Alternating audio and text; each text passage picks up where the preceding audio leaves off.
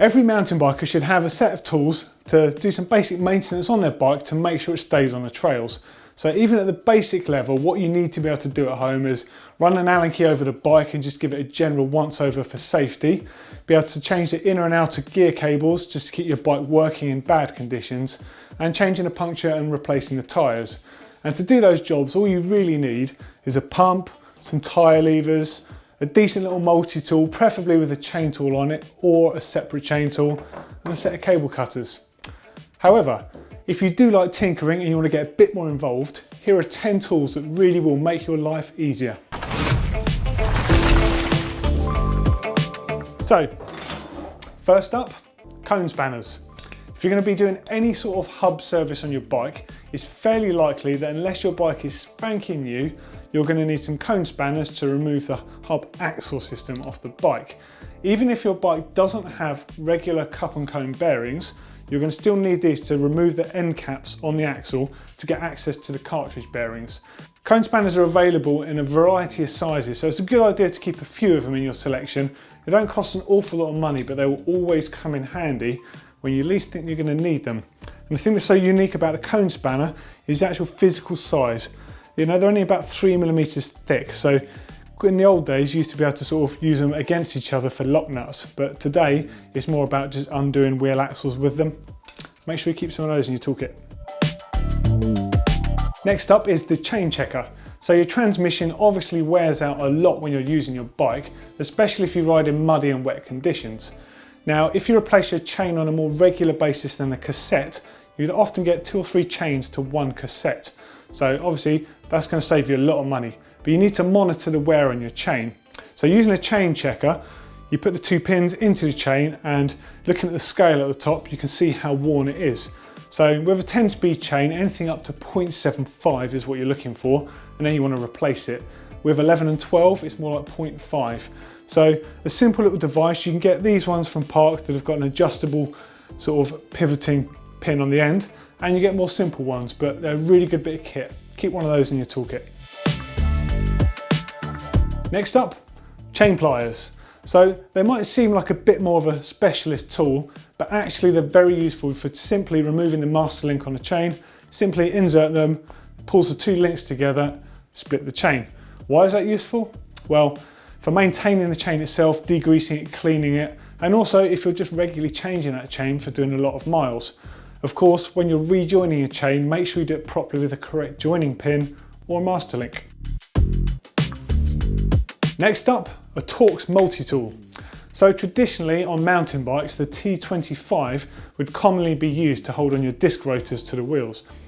But as we're seeing more increasing places on the bike, like the rear mech or even the pivot bolt for holding the brake lever onto your brakes, you're seeing more and more Torx solutions coming in.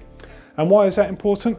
Well, for the smaller bolts especially, and we're talking 3mm or under that, they're very easy to round out.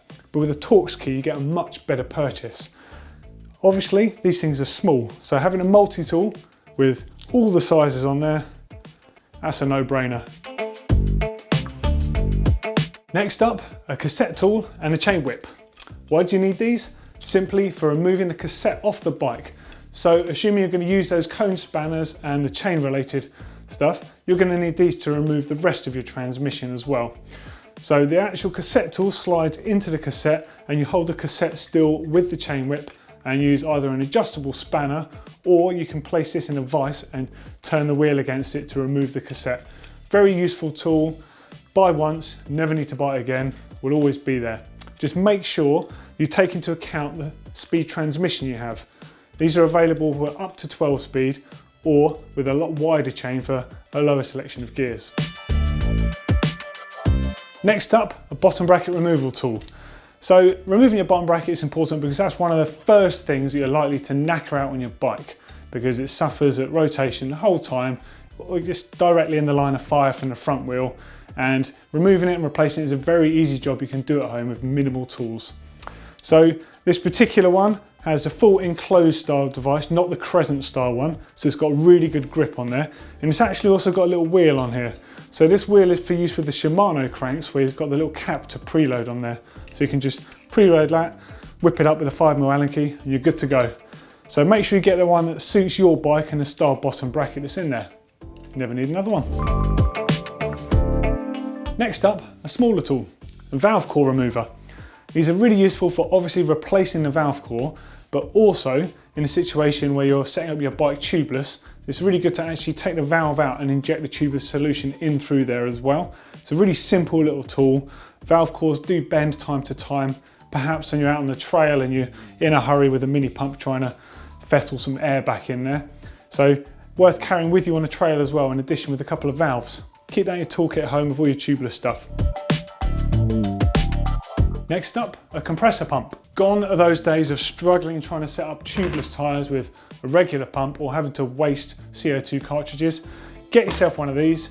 This one's made by TORQ, but there are various different options out there on the market. Principally, they're all the same. So you have a track pump built into the unit, and you have a secondary chamber which you charge up just by turning a knob or twisting a dial. Charge that up and you can release all that pressure into one hit, which seats your tyre and inflates it in one hit. Once you've tried one of these, you will never go back. They are so good. Next up is one of my favourites. It's the internal cable routing kit. Now, if you've ever struggled fitting any kind of internal cable, whether it's just your seat post sort of dropper cable or a full gear length housing, then you'll know that it's one of the most frustrating jobs to do if it goes wrong. So in which case, get one of these. It'll make your life a lot easier. Essentially, it's 3 cables, inner cables that is, with different fittings on the end to attach to different style cables. Some are screw barbed ones, some are magnetic, and some have got a sheath style to them. And you simply chase them through with this incredibly powerful magnet, join them up to the cable you're pulling, pull it straight back through. Absolutely brilliant bit of kit. Okay, so it's not the cheapest thing in the world, but buy once, you've got it in your toolkit forever. Last but not least is some kind of torque wrench. Now, you don't necessarily need to have a full-size torque wrench and bit setup. You can get away with one of these. Now, this is absolutely brilliant.